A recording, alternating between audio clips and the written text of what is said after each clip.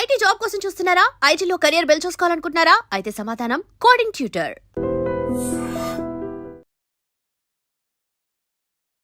Hi hello నమస్తే welcome back to iDream media.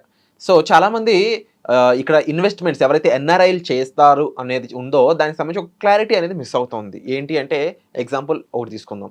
ఎవరైతే ఇక్కడ నుంచి ఫ్యూచర్లో యూఎస్కి వెళ్ళి సెటిల్ అవుదాం అనుకుంటారో వాళ్ళు కూడా ఇక్కడున్న ఆస్తులను లిక్విడేట్ చేసుకుని వెళ్ళాల్సి ఉంటుంది. మరి అలాంటి టైంలో ఇప్పుడున్న స్టాక్ మార్కెట్స్ లేదంటే ఎలాంటి ప్లేస్లో ఇన్వెస్ట్మెంట్ అనేది బెటర్ ఉంటుంది, దట్టు ఇప్పుడు కాస్త సంక్షోభంలో ఉన్న మార్కెట్. మరి ఇలాంటి విషయాల గురించి ఒక అవగాహన అనేది తీసుకుందాం. దీన్ని ఎక్స్ప్లెయిన్ చేయడానికి మనతో పాటు ఉన్నారు EB5 ఎక్స్పర్ట్, అలాగే ఇమిగ్రేషన్ లాయర్, హైకోర్టు అడ్వకేట్ అయిన ఆచ్య మల్లా సార్. సార్తో మాట్లాడదాం. నమస్కారం సార్. నమస్తే అండి సార్. ఇప్పుడు ఎవరైతే యూఎస్లో సెటిల్ అవుదాం అనుకుంటున్న పర్సన్స్ ఉంటారో వాళ్ళు ఇక్కడ ఆస్తులను కూడా లిక్విడేట్ చేసుకుని వెళ్ళాలి. కానీ అవి ఎక్కడ ఇన్వెస్ట్ చేయాలని ఒక క్లారిటీ లేని సిచ్యువేషన్ రైట్ నౌ నడుస్తూ ఉంది. ఇంకొకటి ఫారెన్లో ఆల్రెడీ సెటిల్ అవుతున్న వాళ్ళు కూడా ఎంతో కొంత అమౌంట్ ఇక్కడ ఇన్వెస్ట్ చేయాలనుకుంటారు, వాళ్ళకి కూడా క్లారిటీ మిస్ అవుతుంది. మరి దాని గురించి మీరు ఏమంటారు?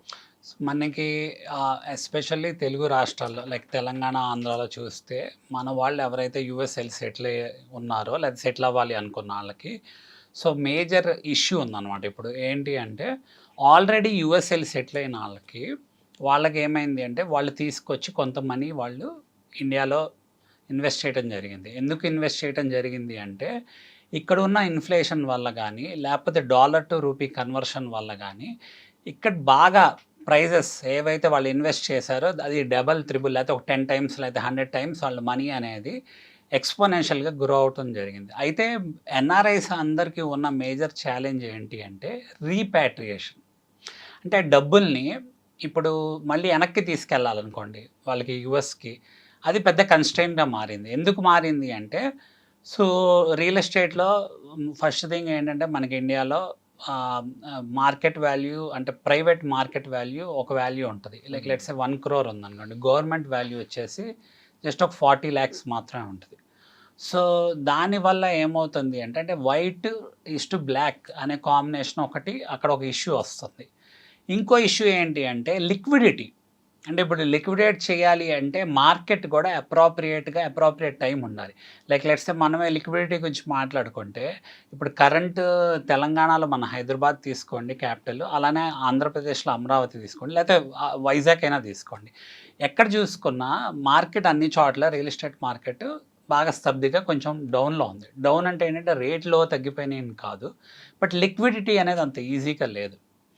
సో మేజర్గా ఏమవుతుందంటే యూఎస్లో ఎవరైతే సెటిల్ అయిపోయి ఆల్రెడీ ఇక్కడ ఇన్వెస్ట్ చేశారో వాళ్ళ సెకండ్ జనరేషన్ అంటే వాళ్ళ పిల్లలు కానీ వాళ్ళు కానీ వాళ్ళ ఆలోచన ఏంటి అంటే మోస్ట్ ఆఫ్ ద పీపుల్కి ఇక్కడికి వచ్చి వాళ్ళు ఏదో సెటిల్ అవ్వాలి అన్న ఉద్దేశం ఉండకపోవచ్చు. ఎందుకంటే వాళ్ళు అక్కడ పుట్టి అక్కడ పెరిగిన పరిస్థితి పరంగా వాళ్ళు అక్కడే ప్రిఫర్ చేయొచ్చు. సో వాళ్ళు they are least bothered about their properties అయి ఉండొచ్చు. సో మరి అప్పుడు వాళ్ళకి మేజర్ ఛాలెంజ్ కదా. అలాగే చాలామంది యూఎస్ వెళ్ళి ఇల్లులు కొన్నారు, కాకపోతే వాళ్ళకి ఇమిగ్రేషన్ పరంగా ఒక స్టెబిలిటీ లేదు. అంటే ఏంటంటే వాళ్ళు ఇల్లు అయితే కొన్నారు కానీ వాళ్ళకి అక్కడ ఇమిగ్రేషన్ పరంగా ఒక గ్రీన్ కార్డ్ లాంటిదో లేకపోతే వ్యాలిడ్ ఒక స్టేటస్ మనం ఇక్కడ ఉంటాము ఎప్పటికీ మనం ఇక్కడే సెటిల్ అవుతామనే క్లారిటీ లేదు. సో చాలామంది ఏంటంటే ముందు అసలు మనం సెటిల్ అవ్వాలి అంటే ఒక ఇల్లు కొనుక్కుంటే బెస్ట్ అని చెప్పి అక్కడ కొనుక్కున్నారు. ఇప్పుడు నేను చెప్పే యూజువల్గా నేను ఎప్పుడు మాట్లాడే EB5 వీసాలో కూడా మేజర్ కన్స్ట్రెయిన్ ఏంటి అంటే మనీని లిక్విడేట్ చేయగలగాలి. ఆల్రెడీ యూఎస్లో ఉన్న వాళ్ళకి వాళ్ళు ఏంటంటే ఒక ప్రాపర్టీ కొనుక్కున్న వాళ్ళు ఉన్నారనుకోండి, వాళ్ళు ఏంటంటే ఆ ప్రాపర్టీని యూఎస్లో లిక్విడేట్ చేయటం కానీ లేకపోతే దాని మీద క్రెడిట్ తీసుకుంటాం కానీ లేకపోతే వీళ్ళ ఎర్నింగ్స్ ఉంటాయి కదా, కొంత ఎర్నింగ్స్ ఏవైతే ఉన్నాయో సేవింగ్స్ అవి వాడుకుంటాం కానీ అలానే మనం ఒక $800,000లో ఒక $300,000 వరకు లోన్ ఇప్పించడం జరుగుతుంది కదా, అది కానీ అడ్వాంటేజ్ తీసుకొని EB5 ఫైల్ చేసుకుంటున్నారు.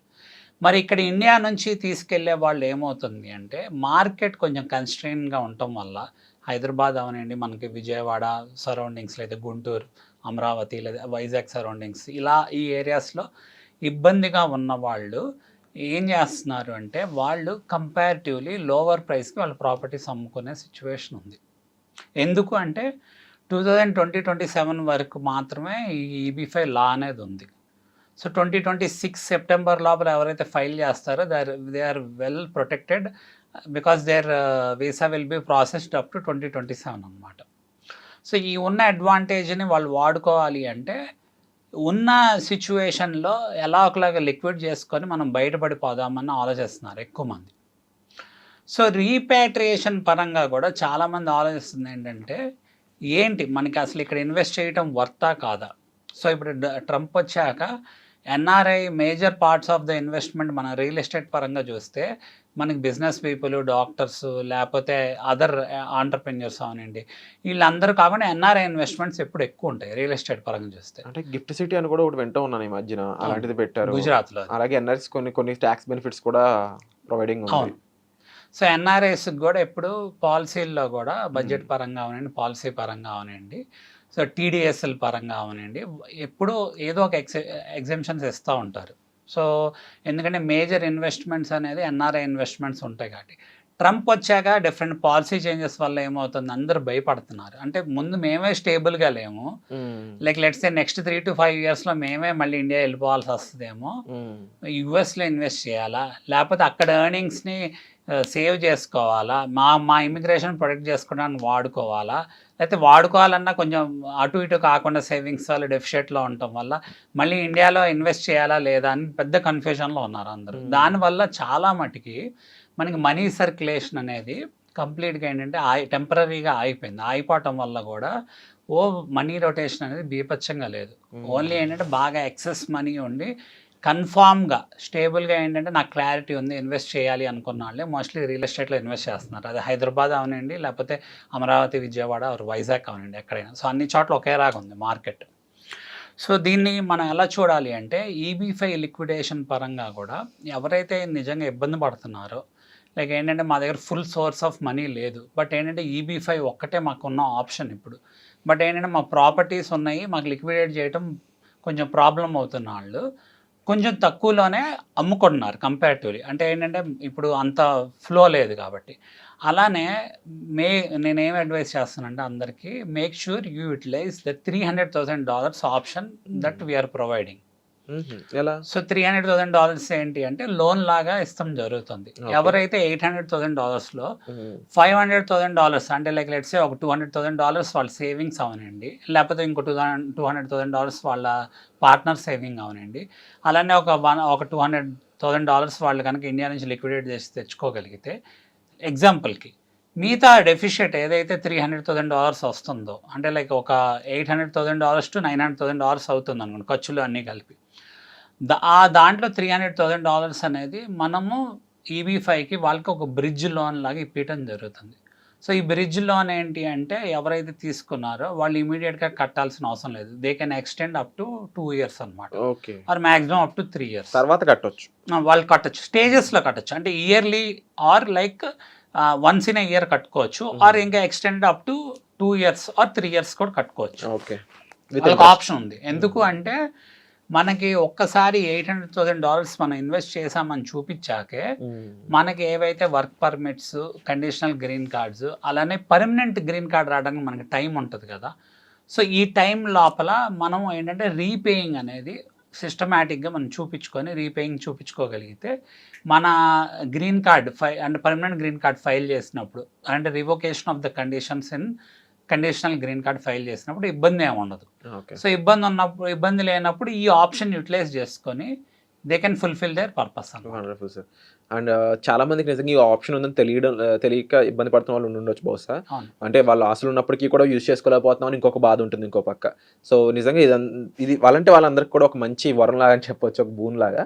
సో మరి విన్నారు కదండి చాలా క్లియర్గా. ఇన్ కేస్ మీకు ఖర్చులు ఇవన్నీ ఓవరాల్ లెక్కేసుకున్నా సరే ఒక $300,000 ఏదైతే బ్రిడ్జ్ లోన్కి ఇక్కడ లభిస్తుందో అది ఒక డెఫినెట్లీ ఒక పెద్ద ఒక అడ్వాంటేజ్ లాగే చెప్పొచ్చు అనమాట. సో దీనికి సంబంధించి వివరాలు కావాల్సిన సరే మీ డిస్ప్లే అవుతున్న నెంబర్స్ కాల్ చేసి సార్ని సంప్రదించవచ్చు.